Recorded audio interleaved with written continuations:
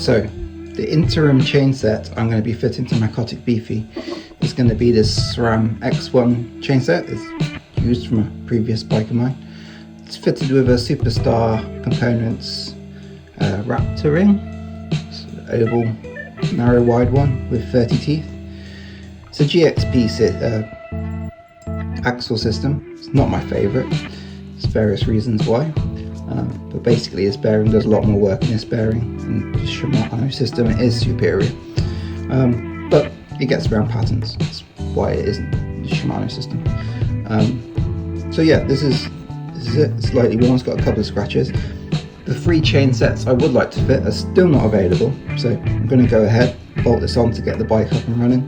Then in the near future, when one of the other chain sets becomes available, we'll upgrade the bike.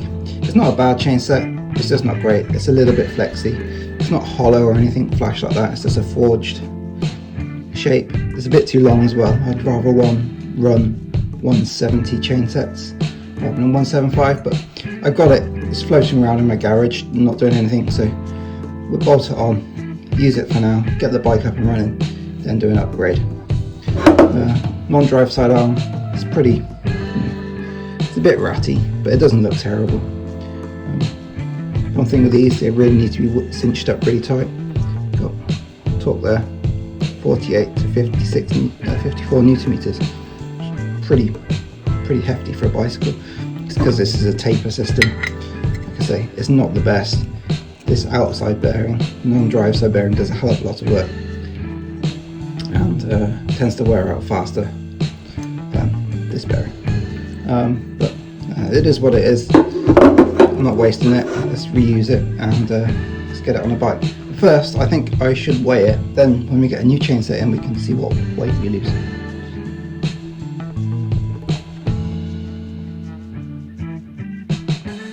So on the scales, drive side is 415 grams, including chainring, and non-drive side pumps that up to 646 grams, which isn't too bad really. It's just not, it's adequate. Let's get it on the bike.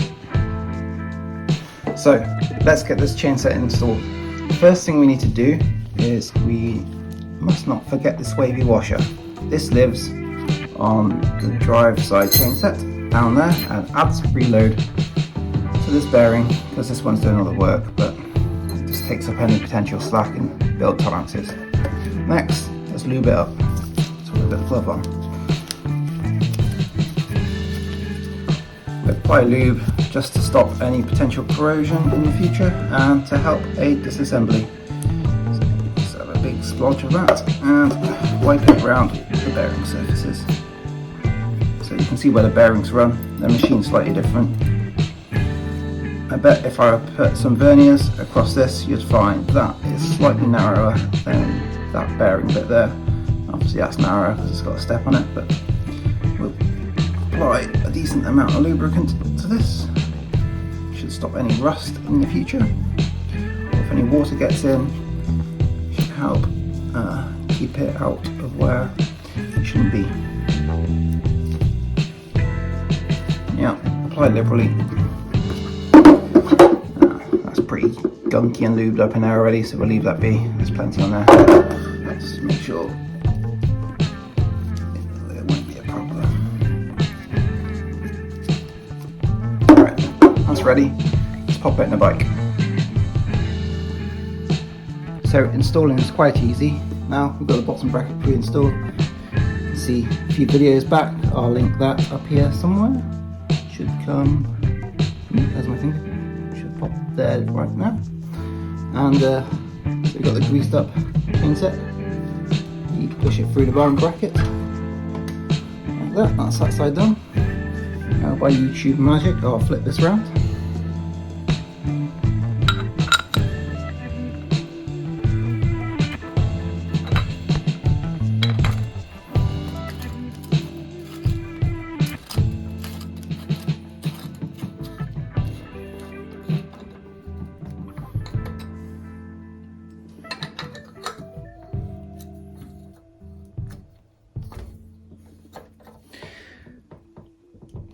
This always feels like you're winching something up, but it should bottom out. I might bottom out. I haven't got a torque wrench to do this accurately, but 50 Newton meters is a lot. Let's put all my weight on it. And we have our chain set installed. It's a little bit draggy there, but not too bad. See if we can speed that up.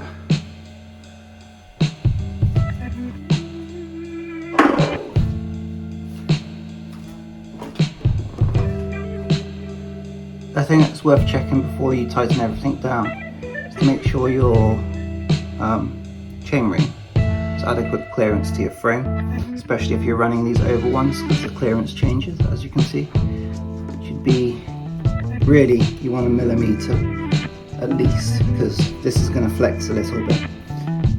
So if you've got less than 1 millimeter, you might have to reassess what chainrings you want. A manufacturer probably say 3 millimeters, but you can run them really close. It's your risk at the end of the day. You need to assess it yourself. But as you can see, we've got plenty of clearance here.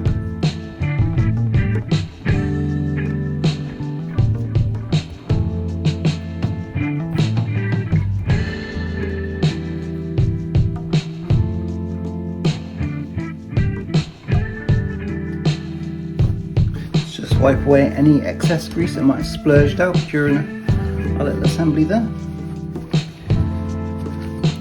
Most of it will be on the drive side because it won't get pushed through the chain set. So around here is our, that looks all pretty good. Yeah, and that's it. I had a play around with the wavy washer, removed it and tried it without. Didn't make much difference, so the drag is on these new bearings at the moment. So it spins freely, it's just not super spinny.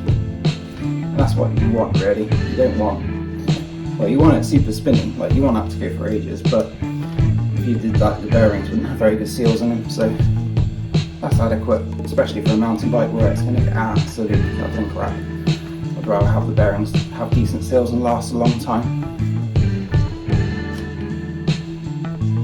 So that's it for this part. See you in the next part of Project Beefy Max build.